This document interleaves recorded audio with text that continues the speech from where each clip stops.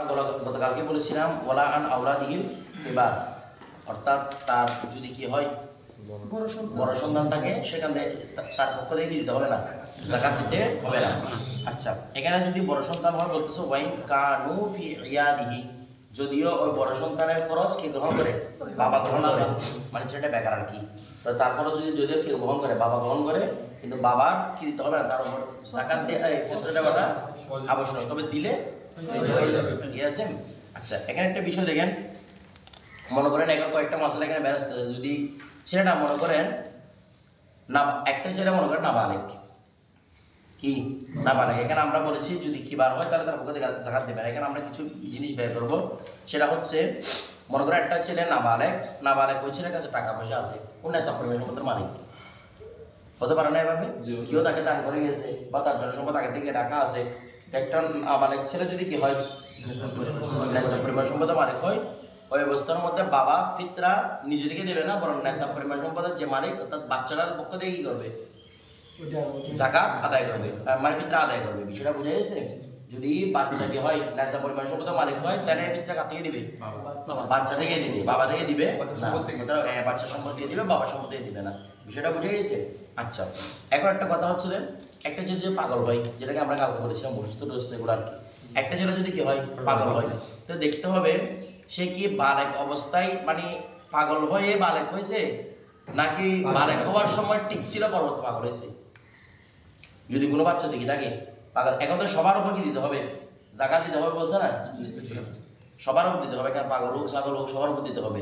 তাই এখন বলতেছে এই বাচ্চাটা যদি পাগল হয়, তো পাগল দেখতে হবে এটা কি বালেক অবস্থা পাগল হয়েছে নাকি বালেক হওয়ার সময় ঠিক ছিল। যদি বালেক মানে পাগল অবস্থায় বালেক হয়, আগে থেকে পাগল অবস্থায় গিয়েছে, বালেক হওয়ার কাছে কেন আসছে? কারণ মুকাল্লাফ ইশারা হওয়ার জন্য, শহীদের পক্ষ থেকে মুকাল্লাফ হওয়ার জন্য। তো যদি পাগল অবস্থায় কি হয় বালেক হয়, ওই অবস্থার মধ্যে তার যাকাত আদায় করবে বাবা, কারণ তার কাছে শরীরের তো মাসালায় আসে, পাগল না, সে অসুস্থর মতো কালকে বলছিলাম, তার ইয়া গ্রহণ করবে কি? বাবা। আর যদি সে বালেক অবস্থা যখন ছিল তখন ঠিক ছিল, পরবর্তী কি হয়েছে তার পক্ষ থেকে যদি ওয়ালা দেখে আবার, এখন তো ওয়ালা দেখে আবার বালেক যখন হয়ে গেছে, তার পক্ষ থেকে বাবা কি করতে বাধ্য নয়? আদায় করতে বাধ্য নয়। তবে করলে হয়ে যাবে, তবে বাবা কি নয়? বাধ্য নয়। সন্তান যদি পাগল ছেলেরা যদি নেশা পরিমাণ সম্পদের মালিক না হয়, তার দিতে হবে না। বিষয়টা বুঝে গেছে? আর যদি পাগল সন্তান নেশা পরিমাণ সম্পদের মালিক হয়, তাহলে বাবা ওই ছেলেটার থেকে কি করে দিবে? ফিতরা আদায় করে দিবে। আচ্ছা, এরপর দেখেন, তাহলে এটা গেল আমাদের এই ছেলের কথা। এরপর বলতেছি কি ওয়ালা ইউখরিজু আন মুকাতিবিহি, বলতেছে দেখেন, এখন বলতেছে ওয়ালা ইউখরিজু, সে কি করবে না? ফিতরা দিবে না, মানে সে বের করবে, ফিতরা বের করবে না আন মুকাতিবিহি, তার মুকাদ্দেমের পক্ষ থেকে, মুকাদ্দেমের পক্ষ থেকে কোনো ফিতরা আদায় করতে হবে না তার মধ্যে, কারণ তার মধ্যে কি মাউনা না এত মিলকিয়ত কম, মানে মওলা হতে বলছে ওয়া আলী আলাইহি, তার উপর মওলাটা কি নাকেস, বেলায়েতটা নাকেস। এই কি হবে? ও আমাদের এখানে লিখে দিয়েছে লিয়াদুল বেলায়েত, ঠিক আছে? এখানে আর কোনো ফিতরা দিতে হবে না। ওয়ালা আন মামালিকিহি লিতিজারত, এবং ওই মামলুকটি দিতে হবে না যে মামলুককে কিসের জন্য? ব্যবসার জন্য রাখা হয়েছে। যে মামলুককে কিসের জন্য রে? ব্যবসার জন্য, মানে মামলুকটাকে বেচার জন্য, মামলুকটাকে বেচার জন্য, কারণ মামলুকটা যখন আমি বেচার জন্য আছি তাহলে সে আওয়ারাজে তো ঢুকে গেছে, বুঝতেছেন না? সে যখন কোথায় ঢুকে গেছে? এই যখন ব্যবসার জন্য আসছে সে কোথায় ঢুকে গেছে? আওয়ারাজ। সে যদি 1 বছর পর্যন্ত স্থায়ী থাকে তাহলে তার উপর কি আসতেছে? যাকাত আসতেছে। এখন বিষয়টা হচ্ছে এই যে আওয়ারাজে ঢুকে গেছে, তার উপর যদি আবার যদি আমরা ফিতরা ওয়াজিব করি, তাহলে একই সাথে 2 বার যাকাত হয়ে গেল না? বুঝতেছেন না? একটা পণ্য, ওই পণ্যের উপর কি ফিতরা আছে? না, বলতেছে না। আমাকে যদি বলা হয় তুমি গরুর উপর যাকাত দিতে, আর গরুর উপর ফিতরা দাও, তাহলে 2 বার যাকাত, এটা একটা যাকাত না? তাহলে দুইটা হচ্ছে, দুইটা কি হয়ে যাবে? যাকাত একসাথে হয়ে যাবে। তো ওকে যখন আমি তিজারতের জন্য আনছি তখন সেটা কিসের হবে? পণ্যের মতো হবে। কথাটা বুঝে গেছে? এরপর দেখেন, সুতরাং ওখান থেকে যেহেতু যাকাত দিচ্ছেন ওখান থেকে আর কি হবে না? ফিতরা হবে না। এরপর ওয়াল আবদু বাইনা শারীকাইনি, ওই গোলামের উপরও কি দিতে হবে না? ফিতরা দিতে হবে না। যেটার মধ্যে কয়জন শরীক আছে? মানে 2 জন শরীক মিলে একটা গোলাম কিনছেন, এরকম আমরা কিনি না? 2 জন, ওই বললাম অর্ধেক কেমন থেকে গেছে, সে আমার দিনে বেলা খাদমত করবে, কে বলে সে আমার রাতের বেলা খাদমত করবে, ঠিক আছে? এভাবে কিনছে, তখন বলছে লা ফিতরাতা আলা ওয়াহিদিন মিনহুমা। এরকম যদি এই শরীকদারের মধ্যে কি করে শরীক হয়ে যদি কোনো গোলাম ক্রয় করে তাহলে ওই দুইজনের কারোর উপর কি হবে না, ফিতরা ওয়াজিব হবে না। মনে করেন একসাথে কয়েকটা কিনছে, পাঁচটা, মনে করেন গোলাম, পাঁচটা গোলাম একসাথে কিনছে, কথাটা বুঝে গেছে? এখন দুইটা একসাথে ভাগ, মানে দুইটা আমার দুইটা আপনার এরকম না, পাঁচটাই দুইজনের, কথাটা বুঝে গেছে? ওই আমাদের বলতেছে এরকম পাঁচটা না 100টা হলেও কি হবে না, ফিতরা ওয়াজিব হবে না, বিষয়টা বুঝে গেছে? তবে সাহেবেন বলতেছে না, যদি এরকম 5টা 6টা হয় তাহলে ভাগ হয়ে যাবে। তো এখানে 5টার মধ্যে ভাগ করা যাবে কত, 2 2 বসে প্রথমে এই 2 এই 2, প্রথমে এই প্রথম জনের কাছে দুইজনের যাকাত খরচ ফিতরা আদায় করতে হবে, আরেকজনের কাছে দুইজনের ফিতরা আদায় করতে হবে, মাঝখানে যে একজন বাকি থাকবে এটা ফিতরা কারোর কাছে আদায় করতে হবে না, কারণ এটা মুশারাকাত। বিষয়টা বুঝে গেছে না? বুঝেন নাই? এটা মুশারাকাত আছে, এই জন্য এটার মধ্যে ফিতরা আদায় করতে হবে না। এটা সাহেবের কোল, তবে কথা হচ্ছে ইমাম আযমের উপর যে লা ফিতরাতা আলা ওয়াহিদ মিনহুমা, কারো উপর কি দিতে হবে না, ফিতরা আদায় করতে হবে না। আচ্ছা, এরপর দেখেন তা বলতেছি কি ইউআদ্দিল মুসলিম, ইউআদ্দিল মুসলিম, মুসলমান আদায় করবে আল ফিতরাতা, ফিতরাত আন আবদিল কাফির, কার থেকে? এটা কত আমরা বলেছিলাম, কাফির যদি গোলাম থাকে তার পক্ষ থেকে কি আদায় করতে হবে, ফিতরা আদায় করতে হবে, ঠিক আছে? কারণ এখানে মূলত এতবার এখানে তার কাফির হওয়া ওই ব্যক্তির উপর তো ওয়াজিবটা হচ্ছে না, ওয়াজিবটা হচ্ছে মওলার উপর, কার উপর? মওলা তার কি না, কাফির না, মওলা তো মুসলিম, কথাটা বুঝে? তার আন্ডারে যারা আছে তাদের কি দিতে হচ্ছে, তাদের ব্যাপারে দিতে হচ্ছে, ফিতরা দিতে হচ্ছে। এই জন্য বলতে কাফের গোলামের উপর কি দিতে হবে, ফিতরা আদায় করতে হবে। এরপর দিকে আচ্ছা, তারপর ওয়াল ফিতরাতু, আচ্ছা বলতে এই উম্মা ওয়ালাদ মুদাব্বার এদের উপর কি ফিতরা আদায় করতে হবে কিনা? কেন হবে না? দিতে অবশ্যই হবে, কারণ তাদের মিলকিয়াত কামেল আছে। আচ্ছা, এরপর দেখেন তারপর বলতেছি কি ওয়াল ফিতরাতু, আর ফিতরা হচ্ছে, ফিতরা কিভাবে আদায় করবেন, ফিতরা কতটুকু আদায় করবেন? বলছে নিসফু সাইম মিন বুররিন, নিসফু সাইম মিন বুররিন, বলতেছে গম থেকে আধা সা, মানে এই 1.5 কেজি 74 গ্রাম মতো, আমরা কালকে বলেছিলাম 1.5 কেজি সামান্য বেশি, 1.5 কেজি 74 গ্রাম, এটা হচ্ছে মূলত মাপ, 1.5 কেজি 74 গ্রাম, এটা হচ্ছে কি আধা সা, আধা সা, কথাটা বুঝেছেন? 1.5 কেজি 74 গ্রাম। এরপর দেখেন জি 100 টাকা, এরপর দেখেন কি 100 টাকা, 100 টাকা কি বলতে কয় 6 টাকা মোটা লাগবে না, 1.5 কেজি 74 গ্রাম। তুমি আবার পুরাতন আমলে কি সহজ হিসাব দিচ্ছ, আমি বলতে যাচ্ছি 6 টাকা মোটা বলে দেখেন, এখানে একটা কি এটা এটা করব তো, দেখেন না এটা না, এটা হচ্ছে দেখি আর সামনে বলবে এই রাখ। এরপর তারপর আউ সাইম মিন তামারিন, আউ সাইম মিন তামারিন, অথবা যদি কি দিয়ে দেয়, খেজুর দিয়ে দেয়, তাহলে খেজুর আসবে কতটুকু, 1 সা, অর্ধ সা, 1 সা। তারপর আউ জাবিবিন, অথবা কিসমিস, মানে কিসমিস, কিসমিস হলো কি 1 সা। আউ শাইরিন, অথবা জব হলো কি 1 সা। কথাটা বুঝে গেছে? এখানে বলা হচ্ছে দেখি যদি বুর হয়, বুর মানে গম হয়, তাহলে কি দিবে, আর কিসমিস হলে, খেজুর হলে, জব হলে কি দিবে, 1 সা দিবে। মূলত দুইটার মাপই সেম, বলে দুইটার মাপ সেম। কিভাবে হয়? ইমাম আজমের আরেকটা কল শুনেন, তারপর আপনারা ভালো করে বুঝতে পারবেন। ইমাম আজমের আরেকটা কল হচ্ছে গম থেকে দিলে এবং কিসমিস থেকে দিলে আধা সা, এখানে কিসমিসকে একসাথে নিয়ে গেছে। ইমাম আজমের আরেকটা কল হচ্ছে গম এবং কিসমিস হচ্ছে কি আধা সা, আর জব এবং খেজুর এগুলো হচ্ছে কি 1 সা। বলে এগুলোর ক্ষেত্রে বেশি কি জন্য? বলে গম এবং কিসমিসের পুরো অংশটা খাওয়া যায়, কোনো কিছু ফেলতে হয় না, বুঝেন নাই? গম এবং কিসমিসের কি করতে হয়, পুরো অংশটাই খাওয়া যায়, কোনো কিছু ফেলতে হয় না। কিন্তু খেজুরের বিচিটা ফেলতে হয়, তাহলে মাঝখানে ইয়া হয়ে যাচ্ছে, খালি হয়ে যাচ্ছে, আপনি বিচিটা ফেলে দিচ্ছেন, কথাটা বুঝেন নাই? কম হয়ে যাচ্ছে মাঝখানে, তো মানে প্রায় অর্ধেক কম হয়ে যাচ্ছে না, বিচিটা প্রায় অর্ধেকের সমান, তো অনেক কেজি, প্রায় অর্ধেক, অনেক কেজি আছে, বিচি নেই, যা বিচি ছাড়া আবার কিছু হয় না, বিচিটা হয়তো ছোট আর কি, বিচি নেই ধরেন।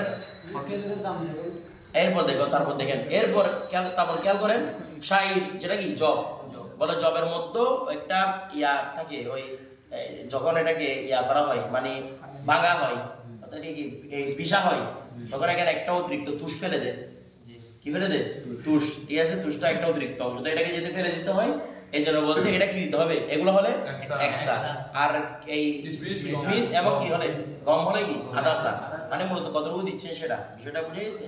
এখন বলতেছে দাম ভিন্ন ভিন্ন হয়ে গেছে, দাম কি হয়ে গেছে আরবদের ওদের কাছে দাম একই রকম ছিল মূল্যবান, এই জন্য মূলত ফতোয়াগুলো আসছে।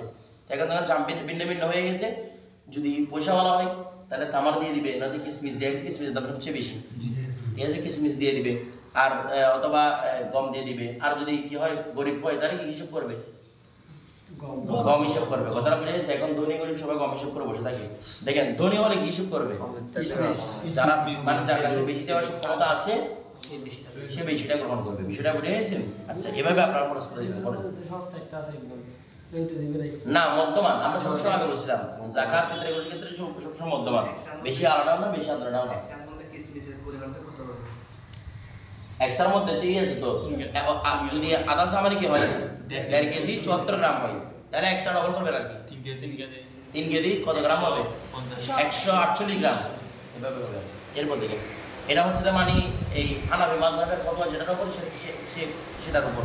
এরপর দেখেন তারপর বলতেছে কি ওয়াসাউ আসা ইনদা আবি হানিফা ওয়া মুহাম্মদ রাহমাতুল্লাহ আলাইহি, ইমাম আযম এবং ইমাম মুহাম্মদের মতে সামানিয়াতু আরতালিম বিল ইরাকি, অর্থাৎ সা বলা হয় তাকে 8 রিতিলকে কত করে 8 রিতিলকে বিল ইরাকি, কিসের ইরাকি, ইরাকির 8 রিতিলকে কি বলা হয় সা বলা হয়। তো 1 রিতিল সমান মোটামুটি 396 গ্রাম হয়। এই কত গ্রাম 396 গ্রাম, মানে 400 গ্রাম থেকে সামান্য কমান, অর্থাৎ 396 গ্রাম। কথাটা বুঝে গেছে? 300 গ্রাম 96 গ্রাম, তো এবার 396 গ্রাম থেকে যদি আমরা 8 রিতিল দিয়ে ভাগ দিই মোটামুটি কি আসবে 3 কেজি এটা 100 আসবে। কথাটা বুঝে গেছে? এটা এক সার সমান কত 3 কেজি বলেন না, 3 কেজি 100 কি গ্রাম 398 গ্রাম, 398 বলছে 48 বলছে, 48 না 96 96 বলছে, 48 বলছে না কি এরা 96 বলছে, আপনারা 48 করতে হবে। 396 গ্রাম 396 গ্রাম কি এক লিটার পরিমাণ হচ্ছে 396, মানে বললাম না 400 গ্রাম থেকে একটু কম। এরপরে খেয়াল করেন এটা হচ্ছে ইরাকির হিসাবটা, কিসের হিসাবটা ইরাকির হিসাবটা। এরপর দেখেন ইরাকি মানে যেটার উপর আমাদের হানাফিদের ফতোয়া আর কি। এরপর খেয়াল করুন ওয়াকালা আবু ইউসুফ রাহমাতুল্লাহ আলাইহি, ইমাম আবু ইউসুফ বলতেছে কি খামসাতু আরতালি, কয় রিতিল 5 রিতিল, ওয়া সুলুসু রিতলি, এবং আরেক 6 রিতিল যেটা 6 নাম্বার রিতিল হবে সেটা 3 ভাগের 1 ভাগ। প্রথমে 5 রিতিল পুরোটা, এরপর 6 নাম্বার রিতিলের 1 তৃতীয়াংশ। কথাটা বুঝে গেছে? এটা ইমাম আবু ইউসুফ ফতোয়া, এটাও সেম ইরাকির আর কি, তবে এটার উপর কি নয় ফতোয়া নয়, ফতোয়া হচ্ছে আমাদের ইমাম আযমের উপর। এরপর দেখি ওয়া উজুবিল ফিতরাতি, এখন কিসের ফিতরার ওয়াজিব হবে ইয়াতাআল্লাকু বিতুলিল ফজর, বলেছে এই ফিতরাটা ওয়াজিব হওয়া সম্পর্কিত হবে কার সাথে তুলে ফজরের সাথে। আর ফজরের সানি ইয়ানি সুবহ সাদেক আর কি একটা সুবহ কাছে আছে না প্রথমে শুরুতে, যেটা আকাশের মধ্যে প্রথমে একটা রাত 3টার দিকে, এটা প্রায় 3টা 2:30 এদিকে একটু শুভ্রতা হয়, মানে একটু ফর্সা হয়, রাতটা ফর্সা হওয়ার পর আবার কি হয়ে যায় কালো হয়ে যায়, এটাকে বলা হয় সুবহে কাদের, মানে এটা মিথ্যা প্রকাশ যোগাযোগ। কথাটা বুঝে গেছে? এরপর যেটা আছে সেটা হচ্ছে সুবহে সাদেক, মানে সত্যবাদী সকালটা, মানে যেটা পরে বাস্তবে কি হবে সকাল হবে, এই যেটাকে বলছে ফজরের সানি। ইসানে বলছে ফজর শব্দ কি ফেটে যাওয়া, মানে অন্ধকার ফেটে যাওয়া। তো দুইবার ফাটে না, একবার মিথ্যা ভাবে ফাটে একবার সত্য ভাবে ফাটে, এটাকে বলে ফজরের সানি। ঠিক আছে? তার লাগে বিদিনে ফজরের সানি মিন ইয়াউমিল ফিতর, বিষয়টা তার মানে ইয়াউমিল ফিতর দিন ফজরের সুবহ সাদিকের সময় যে সন্তান উপস্থিত ছিল, যে মানুষ উপস্থিত ছিল তার উপর কি হবে যদি না সব পরিমাণ সমুদ্রের মালিক হয় ফিতরা কি হবে ওয়াজিব হবে। কথাটা বুঝে গেছে? আর যদি ওই টাইমে না থাকে ফিতরা ওয়াজিব হবে না। এরকম এক কথায় তুলি ফজরটা পেতে হবে, তুলি ফজর বাদ তুলি ফজর জন্মগ্রহণ করলে তার উপরে কি করতে হবে না, পুরো ফিতরা আদায় করতে হবে না। এরপর থেকে ফামান মাতা, আচ্ছা যদি পেটের মধ্যে বাচ্চা থাকে জনি, মানে কিছুক্ষণ পরে বাচ্চাটা হবে, এখন সুবহ সাদিকের সময় পেটের মধ্যে কি আছে বাচ্চাটা আছে, বলে সুবহ সাদিকের 1 ঘন্টা পর হবে, 10 মিনিট পর হবে, 15 মিনিট পর হবে, কিসের সুবহ সাদিকের, ওই বাচ্চার উপরেই দিতে হবে না, কারণ বাচ্চাটা কি আদৌ জীবিত বের হবে না মৃত বের হবে কেউ জানে না, সেটা বুঝে গেছে? এই জন্য কি হবে না ফিতরা ওয়াজিব হবে না। এরপর ফামান মাতা কবলা দালিকা, যে সুবহ সাদিকের আগে মারা গেছে লাম তাজিব ফিতরাতু, তার ফিতরা কি হবে না আবশ্যক হবে না। আচ্ছা, তবে ইমাম শাফি কি বলেছিলেন? ইমাম শাফি বলেছিলেন যে রাত পাবে, যেইভাবে রে মানে এই ফিতরা আদায়ের, মানে ঈদের রাতটা মোটামুটি কি মানে চাঁদ রাতটা আর কি, যেটাকে আমরা চাঁদ রাত বলি, চাঁদ রাত যে কি পাইছে, মাগরিবের পর যে উপস্থিত ছিল, মানে এই ইফতারের সময় যে ছিল উপস্থিত ছিল, ওই ব্যক্তির উপর কি দিতে হবে? যাকাত ফিতরা আদায় করতে হবে। কথাটা বুঝে গেছে? এখানে মূলত এতবার নিয়ে ইখতিলাফটা হয়ে গেছে, কারণ ইমাম শাফি রহমাতুল্লাহ বলতেছে এই ফিতরটা প্রকাশ পাচ্ছে কখন? চাঁদ রাতে না? চাঁদ রাতে তো চাঁদ দেখছে, এই জন্য বলছে কালকে আমি ফিতির করবো। তো উনি বলছে ফিতিরটা প্রকাশ পাইছে চাঁদ রাতে, এই জন্য চাঁদ রাতে যে উপস্থিত থাকবে তারা কি দিতে হবে? ফিতরা দিতে হবে। আর ইমাম বলছে ফিতিরটা সাবেদ হয়েছে সুবহ সাদিকের সময়, কারণ এর আগে তো আপনি খাইতে পারতেন এমনিও। আপনি ফিতরে করতেছেন সেটা কখন থেকে সাবেদ হয়েছে? সুবহ সাদিক আজকে যখন খাইছেন, গতকাল তো খাইতে পারেন নাই। ফিতিরটা যেটা সাবেদ হয়েছে, এই জন্য কি এটা সুবহ সাদিকের সময়ই কি দিতে হবে? ফিতরা আদায় করতে হবে। আচ্ছা, ওমান আসলামা, যে ইসলাম গ্রহণ করেছে, আও উনিদা বাদ তুলিল ফজর, অথবা জন্মগ্রহণ করেছে কিসের পরে? তুলিল ফজর পরে ইসলাম গ্রহণ করছে, তুলিল ফজর পরে জন্মগ্রহণ করছে, লাম তাজিব ফিতরাতু, তার ফিতরা কি হবে না? ওয়াজিব হবে না। আচ্ছা, মূল কথা হচ্ছে সুবহ সাদিকটা ইসলাম অবস্থায় পেতে হবে, সুবহ সাদিকটা জন্মগ্রহণ করা অবস্থায় পেতে হবে। এরপরে যদি মানে সুবহ সাদিক হচ্ছে মানে উঠে গেছে আর কি, সুবহ সাদিক হচ্ছে এই অবস্থায় জন্মগ্রহণ করছে, তার উপরে কি আবশ্যক নাই? ফিতরা আবশ্যক না। মোট কথা টোটাল আগে থেকে বুঝতে থাকতে হবে, ওটা পাইতে হবে সে। এরপর থেকে ওয়াল মুস্তাহাব্বু, এখানে মুস্তাহাব হচ্ছে আই ইউখরিজা নাসু, মানুষ ফিতরা বের করবে, আল ফিতরাতা ফিতরা বের করবে, ইয়াউমাল ফিতরে কিসের দিন রে? ঈদুল ফিতর দিন, ক্বাবলাল খুরুজি ইলাল মুসাল্লা, এই ক্বাবলাল খুরুজি ঈদগাহ থেকে বের করে না, ক্বাবলাল খুরুজি ইলাল মুসাল্লা, মুসাল্লার উদ্দেশ্যে বের হওয়ার পূর্বে। ইলাল মুসাল্লা বুঝছো? মুসাল্লার উদ্দেশ্যে মানে ঈদগাহে যাওয়ার পূর্বে যারা কি আদায় করে ফেলে?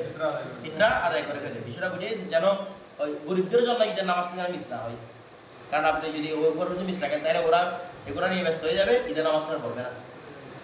মানে গরিব মিসিংগুলো আগে আপনি তো পড়তে চলে গেছেন, ওরা আর পড়বে না, টাকা পয়সা নিয়ে দৌড়াদৌড়ি করবে।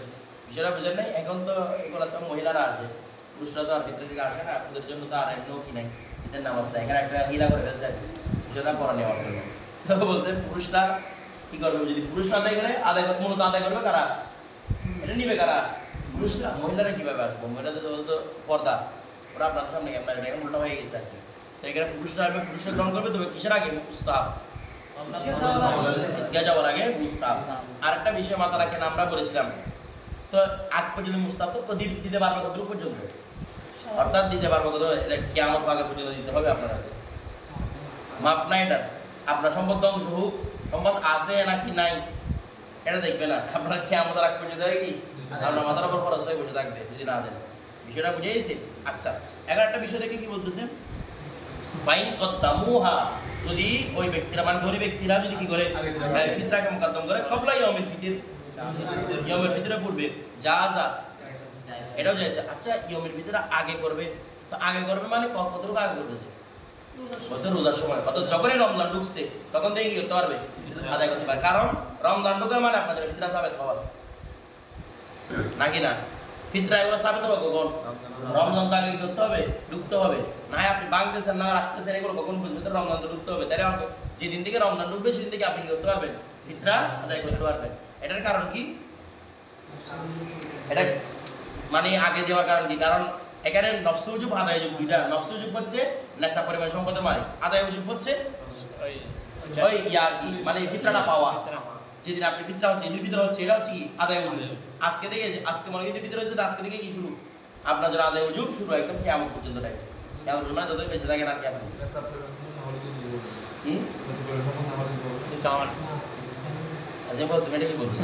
আমাদের সম্পদ পারে তো যদি সবাই যদি এটা দিয়ে দেয় তো রিসিভ করবে কি?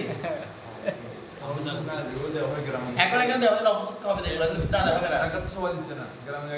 বুঝছি তো, গ্রামের কেউ জাকাত দেয় না, কি দেয়? এগুলো ফিতরা আদায় হচ্ছে না, এগুলো কি আদায় হবে? যদি নেশা পরিমাণ মালিক না কি হবে? সদকা। যেমন আমাদের জাকাতের আগে বলছে, কেউ জাকাত হওয়ার করবে, সে নেশা পরিমাণ সম্পদ মালিক মনে করে কি জাকাত দিয়ে দিতে, পরবর্তী হওয়ার হলে গিয়ে দেখতেছে আর নেশা পরিমাণ সম্পদ বছরে কি এটা কি হয়ে যাবে? নফসত্ব হয়ে যাবে। এটা হচ্ছে নফসত্ব হবে। এগুলো একটাও কি হবে না? ফিতরা হবে না। মানুষ এগুলো নিয়ে যে তৎপর হয়ে থাকে, অথচ এগুলো একটা ফিতরা আদায় হচ্ছে না। দেখেন আমরা বাধা দিই না কেন? কারণ কিছু সত্য করতে পারলে ভালো না, এটা তার জন্য একটা উসিলা হবে। তো ফিতরা হিসেবে আদায় যেটা যেটা বুঝে এটা দিয়ে আদায় করে করুক। আল্লাহ আওয়াম তো কাল জাহেল, ওরা বুঝেন নাই। এদের যেরকম ইচ্ছে সেরকম আদায় করুক, অন্তত কি করুক আদায়টা করুক। বিভিন্ন মাদ্রাসায় দিয়ে দেয় কি বিভিন্ন মাদ্রাসায়? হ্যাঁ, মাদ্রাসায় তো দিতে পারবে। মাদ্রাসাতে ইলা করে। গতকাল বলেছিলাম না, মাদ্রাসার মধ্যে জাকাত দেওয়া, মাদ্রাসার মধ্যে ফিতরা দেওয়া। এখানে ধনী ছেলেও করে, গরিবের ছেলেও করে, হুজুররা তো ধনী, ওরাও করে, ওরাও খায় এগুলা। তারা বুঝেন না কেমনে খায়? ইলা করে খায় আর কি। এখানে গরিব একটা ছেলেকে ধরবে, টাকা সবগুলোকে দিবে, উপর বলবে তুমি মাদ্রাসার মধ্যে এগুলো কি করো, দান করো। দান করে দিয়ে তারা টাকা খায় আর কি। সেটা বুঝে সে ঠিক আছে, লাগা সত্তা কলাটাও হাদিয়া। লাকিবের ক্ষমতা নাই তো তুই গরম করে হ্যাঁ, এতে তো লাকিবের ক্ষমতা নাই ওয়াহিদ আখরুহা, ওয়াহিদ আখরুহা, যদি তারা কি করে মুআক্খার করে আনি ইয়াউমিল ফিতর, মানে ইয়াউমিল ফিতর যদি আদায় না করে লাম ইয়াসকুত, এটা তাতে কি হবে না, সাকিত হবে না। আচ্ছা, ওয়াকান আলাইহিম ইখরাজুহা, ওয়াকান আলাইহিম ইখরাজাহা, ওয়াকান আলাইহিম তাদের উপর আবশ্যক হয়ে যাবে এই ইখরাজুহা বলে আয়াত, তা বের করা, তা ফিতরা বের করা তাদের উপর সর্বাবস্থা কি হবে, আবশ্যক হবে। ইনশাআল্লাহ কালকে দেখি কিতাব আছে। বিলম্ব করলে গুনাহ হবে। হ্যাঁ